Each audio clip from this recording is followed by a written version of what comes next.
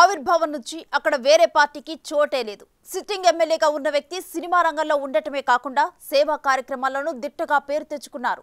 ఆయనకు ఎంతో మంది ఫ్యాన్స్ ఉన్నా స్వయంగా ముఖ్యమంత్రి అభిమానించే నటుడు ఆయన. ఈసారి ఆ స్థానాన్ని కైవసం చేసుకునేందుకు వైసీపీ అధిష్టానం వేసిన ప్లాన్ వర్కౌట్ అవుతుందా? ఏళ్లుగా పాతుకుపోయిన టీడీపీని దూరం చేసేందుకు ప్రత్యర్థి పార్టీ ప్రణాళికలు ఏంటి? Watch the story.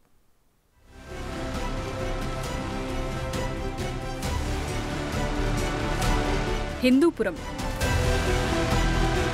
టీడీపీకి మొదటి నుంచి కంచుకోట. 1983 నుంచి ఇక్కడ తెలుగుదేశం హవా కొనసాగుతోంది. అలాగే నందమూరి కుటుంబానికి సెంటిమెంట్. ఇక్కడి నుంచి ఎన్టీఆర్, తరువాత ఆయన కుమారుడు హరికృష్ణ ప్రాతినిధ్యం వహించారు. వైసీపీ ఆవిర్భావం, రాష్ట్ర విభజన తరువాత హిందూపురం రాజకీయాలు చాలా మారిపోయాయి. ప్రస్తుతం సిట్టింగ్ ఎమ్మెల్యేగా ఉన్న నందమూరి బాలకృష్ణ మరోసారి తన అదృష్టాన్ని పరీక్షించుకోనున్నారు. ఇప్పటికీ ఆయన టీడీపీ నుంచి 2 సార్లు గెలిచారు. హ్యాట్రిక్ సాధించాలనే తపనతో ఈ నందమూరి అందగాడు ఉన్నట్లు తెలుస్తోంది. హిందూపురంలో వైఎస్ఆర్సీపీ 2014, 2019లో అభ్యర్థుల్ని మార్చినా ఫలితం దక్కలేదు. వైసీపీ ఇన్ఛార్జిగా ఉన్న ఇక్బాల్పై సొంత పార్టీలోనే అసమ్మతి రేగింది. ఇంతలో చౌలూరు రామకృష్ణారెడ్డి హత్య రాజకీయంగా తీవ్ర దుమారం రేపింది. ఈ పరిణామాలతో వైసీపీ ప్లాన్ మార్చేసింది. ఈసారి మహిళా నేతను బరిలోకి దింపింది. హిందూపురం వైసీపీ అభ్యర్థిగా దీపికను జగన్ ప్రకటించారు. అంతా సద్దుమణిగింది అనుకున్న సమయంలో అసలు కథ మొదలైంది.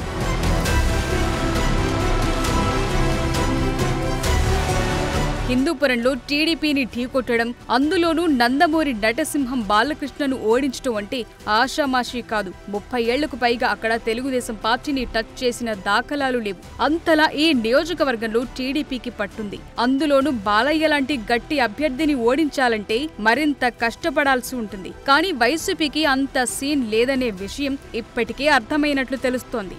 మరోవైపు హిందూపురం వైసీపీలో 3 గ్రూపులు, 6 వర్గాలుగా విడిపోయి ఎవరికి వారే యమునా తీరే అన్న రీతిలో ఉన్నారనే ప్రచారం సాగింది.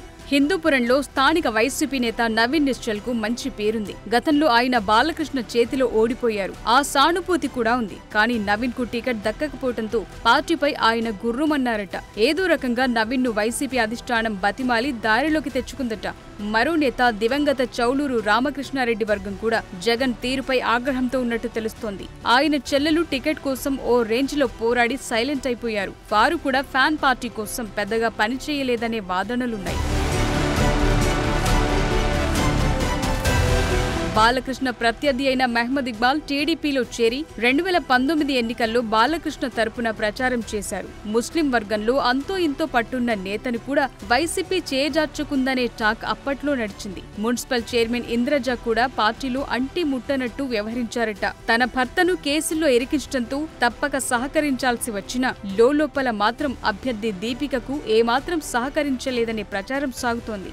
నందమూరి బాలకృష్ణను ఓడించాలంటే పార్టీ మొత్తం కష్టపడి ఒక తాటిపై పనిచేయాలని అధిష్టానం నచ్చచెప్పినా క్షేత్రస్థాయిలో అలాంటి పరిస్థితులు లేవని తెలుస్తోంది. హిందూపురంలో ఎవరికి వారే అన్నట్లు వైసీపీ నేతలు ఉండటంతో గెలుపు ఎలా అనే భావనలు ఫ్యాన్ పార్టీ శ్రేణులు ఉన్నారని సమాచారం.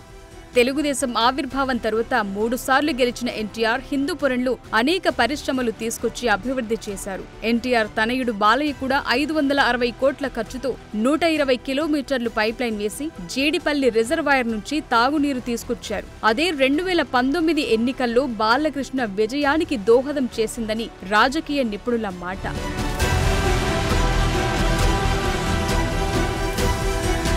వైసీపీ అధికారంలోకి వచ్చిన ఈ 5 ఏళ్లలోనూ బాలయ్య సొంత నియోజకవర్గ అభివృద్ధిపై ఫోకస్ పెట్టారట. తాగునీరు, హాస్పిటల్ అభివృద్ధి చేయటం, సొంత ఖర్చులతో అన్న క్యాంటీన్ నిర్వహించడంతో స్థానిక జనం జై బాలయ్య అంటున్నారట. హిందూపురంలో బాలకృష్ణను ఓడించడానికి మహిళకు టికెట్ ఇస్తే కొంత సెంటిమెంట్ ఉంటుందనే ఉద్దేశంతోనే వైసీపీ అలాంటి వ్యూహాలు అనుసరించినట్లు సమాచారం. ఇలాంటి పరిస్థితుల్లో జగన్ నయా స్కెచ్ ఎంతవరకు వర్కౌట్ అవుతుందో చూడాలి.